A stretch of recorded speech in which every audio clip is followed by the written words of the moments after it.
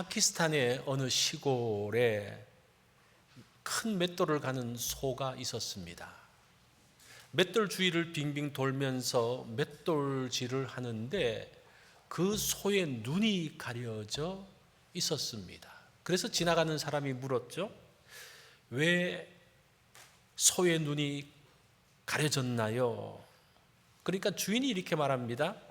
소가 매일 같은 곳을 도는 줄 알면 지쳐서 일하지 않기 때문입니다. 그래서 모르고 돌면 열심히 돈다는 겁니다. 자, 이 이야기는 우리의 인생을 말해주는 것이 아닌가라는 하는 생각이 듭니다. 어디로 가는지 알지 못하지만 열심히 앞으로 나가는, 몰라야 나아갈 수 있기 때문에 우리가 우리의 인생을 달려가고 있습니다. 그것을 잘 보여주는 것이 해밍웨이의 일생입니다. 이 사람 잘 알죠? 노벨상 수상자인 해밍웨이는 잃어버린 세대의 대표적인 작가라고 이야기를 합니다. 1차 대전에 참전하면서 전쟁의 참혹함을 경험한 그는 기존의 가치관, 종교, 인생의 목적이 무의미하다고 생각을 했습니다.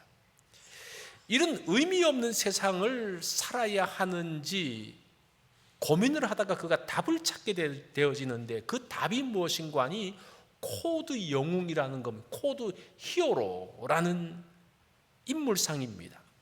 그의 작품에 자주 등장하는 이 영웅들은 인생의 목적이나 의미를 찾으려고 하지 않습니다. 그 대신 그들이 갖고 있는 코드를 열심히 지키려고 합니다. 그 코드가 한 3가지 정도가 있는데 첫 번째가 용기입니다. 삶의 어려움, 죽음 앞에서도 두려워하지 않고 용감하게 맞선다. 그 용기가 첫 번째입니다. 두 번째는 전문성입니다. 최고의 전문가가 되어져서 이 혼란스러운 세상에서 자신의 세상으로 만들어갈 수 있을 정도로 전문가가 되는 것입니다. 세 번째 코드는 품입니다. 삶의 비극과 파멸 속에서도 존엄성을 잃지 않는 것, 그리고 품위 있게 사는 것이 이 사람이 가지고 있는 3가지 코드였습니다. 그러니까 이런 코드를 가지고 그의 작품이 만들어진다는 겁니다. 해밍웨이에게서 중요한 것은 인생의 목적이 아니라 목적 없는 인생을 어떻게 품위 있게 사는가였습니다. 그래서 그는 이렇게 말하죠. 인생이 어디로 와서 어디로 가는지 물을 필요도 없다. 그게 그 사상을 함축적으로 말하는 내용입니다. 해밍웨이는 그런 인생에서 자신의 힘을 극대화하며 용기를 가지라고, 그 가운데서 견디라고 이야기를 합니다. 비극과 파멸 속에서도 품위를 지키라고 합니다. 이제 해밍웨이가 그렇게 살았어요. 그도 자신의 의지와 힘으로 살았습니다. 이 사람은 1차 대전 참전을 하면서 부상을 당하고 그로 인한 후유증으로 육체적인 고통 가운데 들어갔습니다. 뿐만 아니라 극심한 우울증이 그를 힘들게 만들었습니다. 그 우울증을 치료하기 위해서 이 사람이 전기 충격 요법까지 있습니다. 그 정도 쓰면요 마지막 그 순간이거든요. 그 이기기 위해서 거기까지 합니다. 그런 전기 충격 요법을 쓰다 보니까 자기의 창조성이 상실되어집니다. 그러면서 전문성을 잃게 되어지죠. 그러면서 더 이상 품이 있는 삶을 살 수 없다고 생각을 해서 스스로 자기 집에서 마지막 멋지게 그러면 이상한데 품위 있게 그의 인생을 마감하게 됩니다. 그것이 이 사람의 삶의 코드였어요. 인생의 목적, 의미 필요 없다는 거예요. 이렇게 3가지 코드를 가지고 살면 멋진 인생을 살 수 있다라고 이야기를 합니다. 성경에도 보면 길을 잃은 사람들이 나타납니다. 니고데모죠. 당시 지도자여 지성인이었던 니고데모가 예수님께 와서 말합니다. 무엇을 해야지 영생을 얻을 수 있습니까? 나름 열심히 살고 있는 것 같은데 길을 찾지 못하는 거예요. 인생의 목적을 상실합니다. 예수님은 구원에 대한 말씀을 하면서 그 유명한 요한복음 3장 16절에 대한 말씀이 이 니고데모와의 대화에서 나오게 됩니다. 길을 잃은 니고데모, 또 해밍웨이에게 주는 베드로의 답변이 있습니다. 그게 베드로 후서예요. 베드로 전서는 외부의 핍박과 어려움 가운데 있는 성도들에게 주는 말씀이었다면, 베드로 후서는 교회의 내부적인 어려움, 내면의 고민 가운데 있는 사람들에게 준 말씀이 베드로 후서입니다. 어려움 속에서 믿음을 지켰습니다. 그럼에도 불구하고 두려움이 몰려오죠. 우리의 미래는 어떻게 될 것인가? 이렇게 신앙생활을 하는 것이 옳은가에 대한 의문이 계속적으로 떠오르고 있습니다. 그게 니고데모의 고민이에요. 좀 세상적으로 가면요, 해밍웨이가 그런 고민을 하면서 있었다는 겁니다. 우리는 어떻습니까? 이런 고민들이 없습니까? 나름 열심히 신앙생활했습니다. 그럼에도 불구하고 내 내면 가운데 고민과 갈등들이 있습니다. 신앙생활은 하기는 하지만 명확한 길이 보이지 않습니다. 이렇게 사는 것이 옳은지에 대한 고민도 있습니다. 이런 신앙의 여정 가운데 있는 사람들에게 주시는 말씀이 베드로 후서의 말씀이라는 겁니다. 그런 질문의 답변이 뭔가 하니, 답변을 여기에서 미리 말하면 하나님의 약속이에요. 하나님의 약속이 있다는 겁니다. 그래서 그 베드로는 뭐라고 말하는 거 아니? 그 약속이 그 보배롭고 지극히 큰 약속이다라고 말합니다. 그게 오늘 제목이죠. 그 약속은 하나님의 구원에 대한 이야기입니다. 하나님의 구원. 베드로가 말하는 하나님의 약속인 구원, 사실은 우리가 구원 그러면 바울과 관련되어져서 많이 생각을 하는데, 우리가 이번에는 베드로가 말하고 있는 구원의 그 내용들이 무엇인지 좀 다른 관점에서 보면요, 구원에 대한 것들이 확실하게 잡혀질 수가 있습니다. 자, 그러면 베드로가 말하는 그 구원, 지극히 보배롭고 지극히 큰 약속이 무엇인지를 살펴보겠습니다. 오늘 본문은 세 가지로 그것을 말합니다. 첫 번째는, 베드로는 구원이 보배로운 믿음의 약속이라고 말합니다. 하나님의 구원이 뭐냐? 보배로운 믿음의 약속이다. 1절에 나오죠. 예수 그리스도의 종이며 사도인 시몬 베드로는 우리 하나님과 구주 예수 그리스도의 의를 힘입어 동일하게 보배로운 믿음을 우리와 함께 받은 자들에게 편지하노니, 여기서 보배로운 믿음의 출처가 나옵니다. 이 믿음의 출처가 뭐냐? 그 약속의 출처가 뭐냐? 그게 우리 하나님과 구주 예수 그리스도의 의라고 말합니다. 하나님과 구주 예수 그리스도.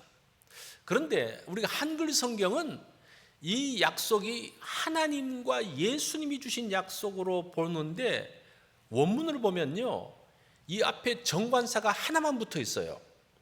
정관사가 하나만 붙어 있고 하나님과 예수 그리스도가 이게 붙어 있습니다. 그 말은 무슨 말인 거 아니? 제가 다시 이제 쉽게 풀어서 말하면, 구원자이신 예수 그리스도는 하나님이시다라는 그런 고백이에요. 또 1절에 벌써 베드로는 굉장히 중요한 선언을 하고 있습니다. 너희가 알고 있는 예수 그리스도, 그 구원자 누구냐? 하나님이시다라는 내용이죠. 이것은 요한의 말과도 통하는 그런 내용입니다. 요한과 같이 예수님 밑에서 동문수하겠잖아요. 뭐라고 말합니까? 요한복음 1장 1절에 보면 태초에 말씀이 계시니라, 이 말씀이 하나님과 함께 계셨으니 이 말씀은 뭐다? 하나님이시니라. 요한도 똑같이 말해요. 그 예수 그리스도, 우리에게 오신 그 예수 그리스도가 누구다? 하나님이시다라고 말하죠. 베드로도 똑같이 이야기합니다. 구원자이신 예수 그리스도는 누구신가? 하나님이시다. 그 출처가, 그 구원의 출처가 바로 하나님이신 예수 그리스도다라고 말씀을 하고 있습니다. 이 고백은 아주 중요한 고백입니다. 하나님이신 예수 그리스도의 의가 보배로운 믿음의 시작이라는 선포입니다. 의라고 말하면 바울이 생각하죠. 바울이 말하는 의를 말하죠. 제가 여기서 바울과 베드로를 이렇게 좀 비교하면서 하면 좀 더 그게 완성되어지기 때문에 비교를 한번 해보겠습니다. 바울의 의는 칭의라고 말합니다. 이 말은 의롭다고 칭하는 거, 의롭다고 부르는 거, 그런 말이죠. 법정적인 의라고 말하거든요. 그러니까 이거예요. 바울이 말하고 있는 너는 의로운 사람이야, 이렇게 법정적인 선언으로서의 의를 말하고 있어요. 그런데 베드로의 의는 과정적인 의입니다. 그리스도를 알게 되면서 그의 성품에 참여하고 예수님을 닮아가는 그 과정에서의 구원, 그 과정에서의 의를 베드로가 설명을 하고 있습니다. 다른 관점이죠. 그래서 다른 것이 아니라 다른 관점에서 보면서 이 구원, 의가 완성되어지는 겁니다. 의는 우리를 위한 거대한 구원의 건축물과 같습니다. 큰 건물을 짓는 거예요. 구원의 건물이 준비되어져 있습니다. 그런데 그 만들어진 그 건물에 어떻게 들어가느냐가 문제예요. 아무나 들어갈 수가 없습니다. 누가 들어갈 수가 있어요? 키를 갖고 있는 사람이 들어가는 겁니다. 요즘은 이렇게 터치하는 키죠. 그게 없으면 못 들어가요. 딱 막혀 있어요. 그게 믿음이라는 겁니다. 이미 하나님께서 구원을 다 허락해 놓으셨죠. 그 구원의 건물들이 마련되어져 있죠. 하나님의 의가 완성되어져 있죠. 되어져 있는데 누가 들어가냐의 문제, 그것이 바로 믿음이라는 겁니다. 그 구원의 자리에 들어가게 있는 열쇠가 보배로운 믿음이라는 겁니다. 자, 이게 첫 번째 말씀입니다. 두 번째는 그것은 생명과 경건에 속한 것이 구원의 약속이라는 겁니다. 구원의 약속에는 생명과 경건에 속한 것이 있다는 거죠. 3절 말씀 우리 다 같이 읽어볼까요? 시작. 그의 신기한 능력으로 생명과 경건에 속한 모든 것을 우리에게 주셨으니, 생명과 경건에 속한 모든 게 어디서 나옵니까? 신기한 능력으로부터 나온다는 겁니다. 신기한 능력이라고 이렇게 말하니까 어떤 신기한 능력인가 생각하는데, 이 신기한이라는 이 단어가 하나님께 속한 그런 말이에요. 하나님이라는 말이 데오스라는 말인데, 헬라어로 이 말이 데이아스, 이건 신기한은 데이아스, 하나님께 속한 그런 뜻이에요. 생명과 경건에 속한 것이 누구로부터 나온 것이냐? 하나님께 속한 것이다, 하나님으로부터 나온 것이다 라고 말씀을 합니다. 구원은 다른 곳에 있지 않습니다. 하나님께 속해 있기 때문에 이 구원에는 생명이 있습니다. 경건의 모습이 있습니다. 이 생명이라는 것은 예수 그리스도와 합한 생명이죠. 예수 그리스도로 인한 생명의 능력입니다. 이 경건이라는 말은 무슨 말인가 하니 예배하다라는 그런 말이에요. 예배하다.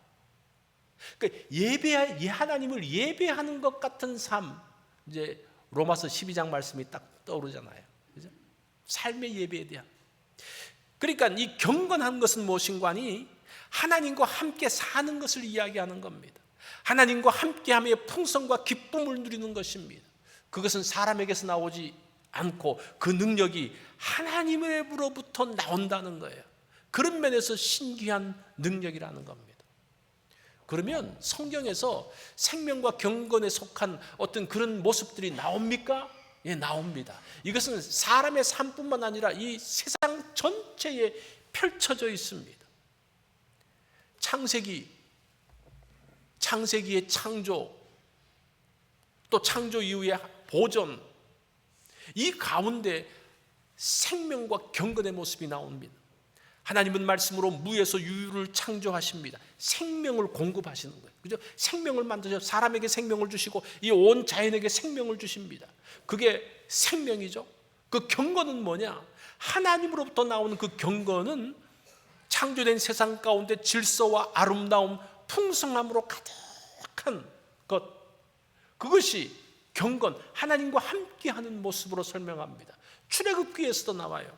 출애굽기에서는 구원으로 나타납니다.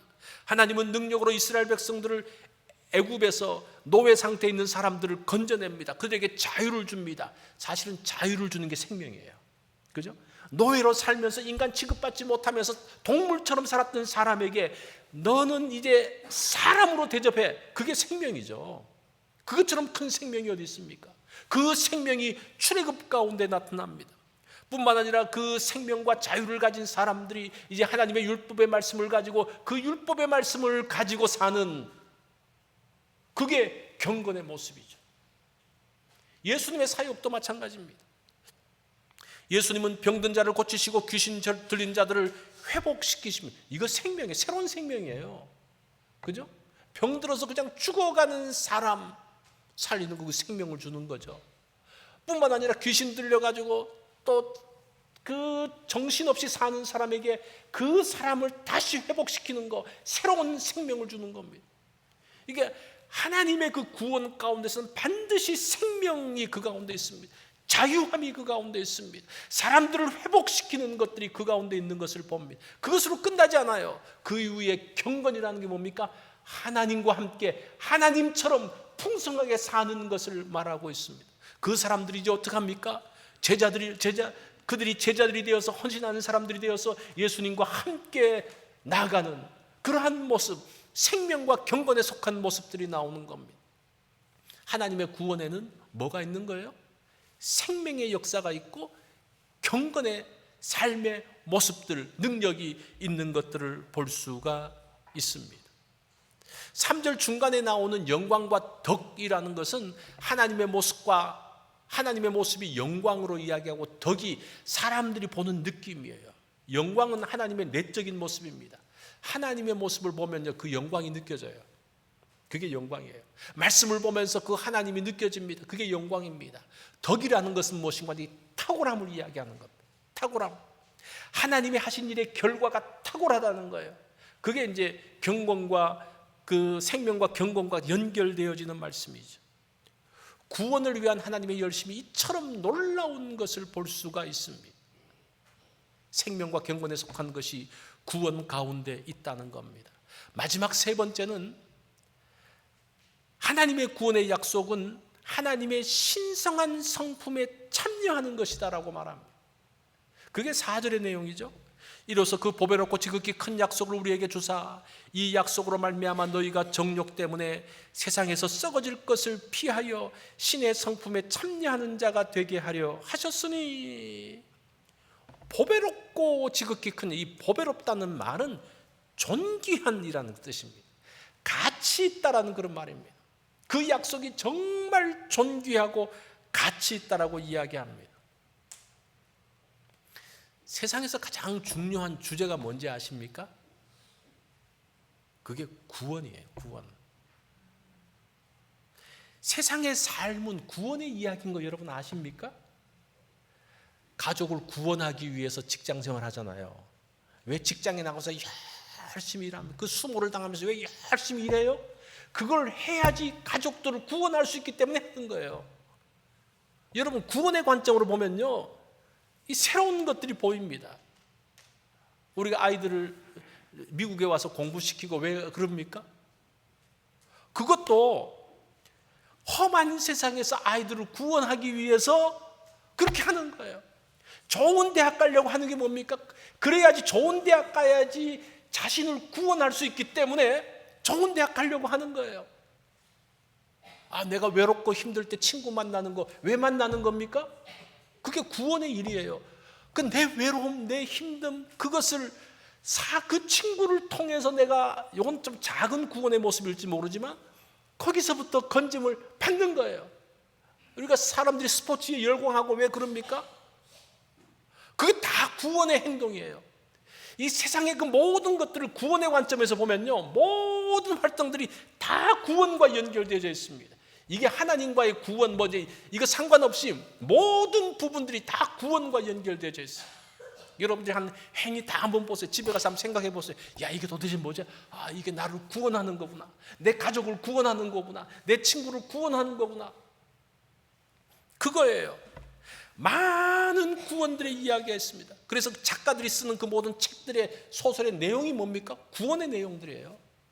대표적인 작가가, 이 대표적인 사람의 톨스토이라든지 도스토옙스키라든지 그런 분들의 이야기들이 다 구원의 이야기들이에요. 영화가 다 뭡니까? 구원의 스토리예요. 그 한 영웅이 어떤 사람이 어렵게 했는데 그 사람이 정의를 발견하면서 정의로운 사람을 만나면서 그 사람이 구원받았다, 그 이야기예요. 그죠? 제가 지금 잘못 이야기합니까? 모든 게 다 구원의 스토리예요. 그리고 그 영화 감독들이 말하면서 그런 이야기들을 대놓고 해요. 이것을 통해서 어떤 구원의 메시지를 준다라고 이야기를 합니다. 다 구원자들이에요. 다 구원자들. 많은 구원들이 있습니다. 그걸 부인하지 않아요. 많은 구원들이 있습니다. 그 중에서 가장 보배롭고 존귀한 구원이 뭡니까? 그게 하나님의 구원이라는 거예요. 지금 우리가 세상에 일어나고 있는 그것들을 부인하는 게 아니에요. 지금 성경도 부인하는 게 다 구원의 일들이, 구원의 역사들이 다 있는데, 그 많은 구원의 역사들 가운데서 가장 보배롭고 지극히 큰 약속, 이 보배롭다는 게 뭡니까? 존귀하고 가치 있는 그런 뜻이잖아요. 가장 존귀하고 가치 있고 지극히 큰 약속이 무엇이냐? 하나님의 구원이라는 겁니다. 그것이 십자가의 사건이에요. 우리를 구원하기 위해서 오셨던 예수 그리스도의 십자가입니다. 그것이 천국의 이야기입니다. 이 구원은 과거와 현재와 미래까지 다 연결되어져 있습니다. 이 구원은 교회에서만 있는 것이 아니라 세상 모든 것 가운데서 일어나는 구원의 행위입니다. 사람들은 이런 구원을 향해서 치열하게 달리고 있습니다. 그런 면에서 구원은 굉장히 중요한 주제예요. 구원은 뭐 교회에서만 말하지 뭐 세상에서 말하냐? No, 아니에요. 모든 것들이 다 구원의 이야기예요. 여러분 집에 가가지고 가정에서 대화하는 그 모든 부분들, 일어나는 그 모든 것 다 구원의 스토리예요. 이런 많은 구원의 스토리 가운데서 가장 존귀하고 가치 있고 큰 구원에 대한 이야기가 지금 베드로 후서를 통해서 들려지고 있습니다. 그 구원이 주는 혜택이 뭡니까? 그 두 가지로 간단하게 소개되어지는데, 그 4절 내용에서 이 약속으로 말미암아 너희가 정욕 때문에 세상에서 썩어질 것에서 피하여 신성한 성품에 참여하는 자가 되었다라고 이야기합니다. 먼저 정욕 때문에 세상에서 썩어질 것을 피하게 한다는 겁니다. 그게 구원의 혜택입니다. 결과입니다. 근데 이 정욕이라는 단어가 우리는 좀 부정적으로만 생각하는데, 사실은 이 단어가 중성적인 단어예요. 열망이라는 그런 뜻입니다. 열망. 이 열망이 나쁜 게 아니죠. 그런데 열망의 방향이 어디로 가느냐에 따라서 이게 좋을 수도 있고 잘못될 수도 있어요. 그러니까 이제 그런 면에서 이 정욕이라는 것이, 이 열망이라는 것이 좀 중성적인 단어입니다. 썩어질 것을 피한다는 말은 부패한다는 말입니다. 부패뿐만 아니라 몰락이라는 뜻입니다. 이 부패는, 이 썩어질 것은 단순한 도덕적인 타락만이 아닙니다. 생명을 쇠퇴시키고 죽음으로 이르게 하는, 그래서 이 썩어지는 것은 뭔가 이 죄로 이르게 하는 그런 뜻이에요. 이렇게 파멸과 죽음으로 달려가는 사람들을 건지는 것이 그 보배롭고 지극히 큰 약속입니다.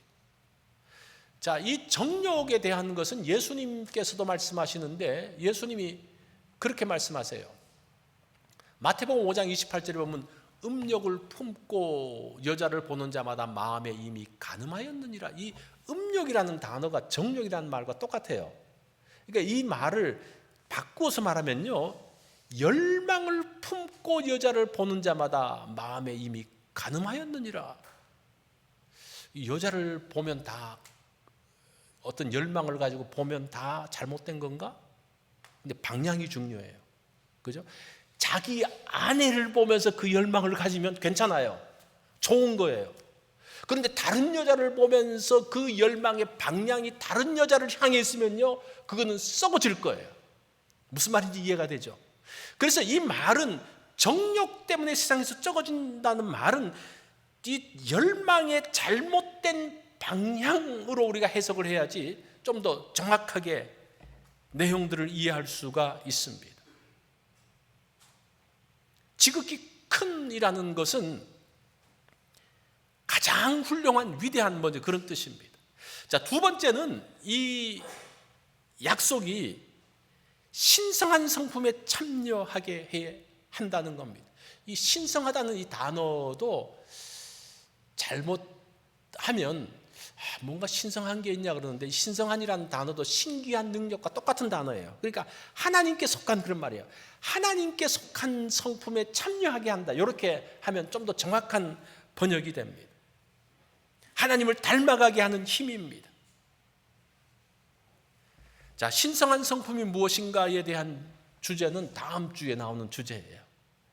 자, 그러면 여기서는 여기까지만 하고, 자, 그러면 우리는 이 보배롭고 지극히 큰 약속을 가진 사람입니다. 우리 믿는 사람은 그렇죠? 그런데 왜 믿는 사람이 왜 넘어져요? 지금 이 문제가 있어요. 그 약속이 그렇게 지극하고 귀하고 하나님께서 우리를 붙드신다며, 그러면 믿는 사람들은 넘어지면 안 되지. 심지어는 목회자까지 넘어지는데 이게 도대체 뭐냐에 대한 의문들이 있습니다. 그래서 성도들이 그걸 보면서 시험에 들어서 교회를 떠나잖아요. 아, 이 믿음은 잘못된 거다. 교회는 잘못된 거다. 세상 사람들이 이거를 보면서 교회를 비난합니다. 자, 이것을 좀 신학적으로 설명을 하면 이미와 아직 사이의 긴장이라고 그래요. 이게 신학적으로 굉장히 중요한 용어인데 already not yet 그러거든요. 이미 되어졌어요. 그러나 아직은 아니에요. 이 말은 그리스도 안에서 이미 구원은 받았어요. 그렇지만 아직 죄의 권세로부터 완전히 해방되지 않았어요. 그러니까 우리는 이미와 아직 사이에 있는 사람들, 아직 완전한 구원에 이르지 않은, 구원은 받았지만 완전한 구원에 이르지 않은 그 중간 지대에 있기 때문에 유혹도 받고 잘못되어지고, 그래서 그 방향들이, 열망의 방향들이 잘못되어서 넘어지기도 하는 그 일들이 일어난다는 겁니다. 그런 면에서 우리는 아직도 완전하지 않은 사람입니다. 그래서 죄의 유혹과 그 가운데서 싸우는 영적 전쟁 가운데 있습니다. 사도 바울도 그렇게 말하지 않습니까? 로마서 7장에 보면 내 지체 속에 두 개의 다른 법이 있어서 싸운다라고 이야기합니다.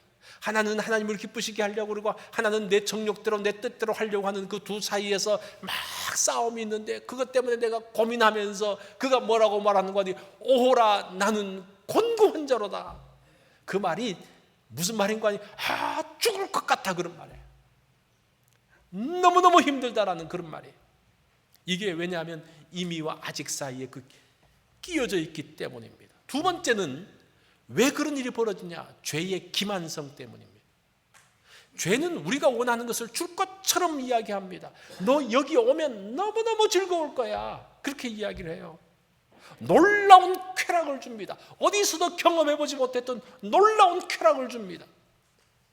죄도 방향을 제시해요. 방향, 이쪽으로 가면 기가 막힐 거야, 이 방향을 제시합니다. 거기 속아서는 안 돼요. 거기 넘어가면요, 그냥 그 죄의 종이 되어져서 그냥 나락 가운데 들어가고 부패하게 되어지고 쇠퇴해서 죽음 가운데 이르게 하는 그 죄의 기만성이에요. 그것 때문에 우리가 범죄하는 거예요. 사람이, 믿는 사람도 그럴 수 있다라는 겁니다. 성도들이 넘어지는 모습을 보면서 세상은 기독교에 구원이 없다라고 이야기합니다. 하나님의 능력도 보잘것이 없다라고 말합니다. 근데 이건 참 안타까운 말이죠. 성도들의 실패의 모습은 하나님의 약속의 무력함을 보여주는 게 아니에요. 성도들, 믿는 많은 사람 중에 한두 명, 목회자들 또 몇 사람 잘못했다고 하나님의 진리가 무너지는가? 그것을 가지고 하나님의 진리가 잘못됐다고 말하는 것 자체가 잘못된 거예요. 의사가 병을 고치는 사람이잖아요, 그죠? 병에 대해서 박식하잖아요. 근데 그 의사가 병이 걸렸어요. 근데 환자가 와서 이야기하면, 다음부터 내가 이 병원 안 올 겁니다. 당신 그렇게 병에 대해서 박식하면서 왜 병에 걸려요? 당신 이제 이 병원 안 올 거예요. 더 이상 이 의사들을 신뢰하지 않을 거예요. 그러면 됩니까, 안 됩니까? 의사도 약한 병에 걸릴 수 있는 존재라는 거예요. 그렇기 때문에 약이 있다는 것을, 또 치료할 수 있다는 것을 보여주는 거예요. 우리가 믿는 사람들 가운데서 잘못하고 넘어지는 그 가운데서 사람들이 넘어지는 거 보니 이게 잘못됐다고 말하면 그 의사를 부인하고 병원을 부인하는 것하고 똑같아요. 그건 말도 되지 않는 이야기예요. 그렇다고 믿는 사람들이 그냥 잘못하고 이렇게 하라는 말은 아니에요. 그 믿지 않는 사람들이 거기에 대해서 말하는 것에 대한 하나의 그냥 답변을 이야기하는 것입니다. 성도의 넘어짐은 하나님의 구원의 무력함을 증명하는 것이 아닙니다. 성도나 심지어는 목회자도 하나님의 은혜가 없이는 살 수 없다는 것을 말하는 내용이라는 겁니다. 1930년대 미국 대공황 시대에 시골 마을에 한 농부가 살고 있었습니다. 그는 전문적인 음악 교육을 받지 못했지만 할아버지 때부터 이제 물려오는 그 바이올린을 즐겨 켰습니다. 그러면서 그 가족들이 들으면서 즐거워했습니다. 이 바이올린은 그의 유일한 낙이자 아내와 자녀들에게 즐거움을 주는 그 시골에서 즐거움을 주는 것이었습니다. 그러나 몇 해 전부터 딸아이가 병이 깊어지면서 그 치료비를 마련하기 위해서 이제 그가 팔 수 있는 게 이 바이올린밖에 없으니까, 낡은 바이올린밖에 없으니까 팔기로 결심을 합니다. 그래서 도시에 있는 악기점을 찾았습니다. 그리고 사정을 하죠. 딸아이가 아파서 돈이 필요합니다. 내가 팔 수 있는 것은 이 바이올린 하나밖에 없습니다. 100불만 주시면 약을 살 수가 있겠습니다.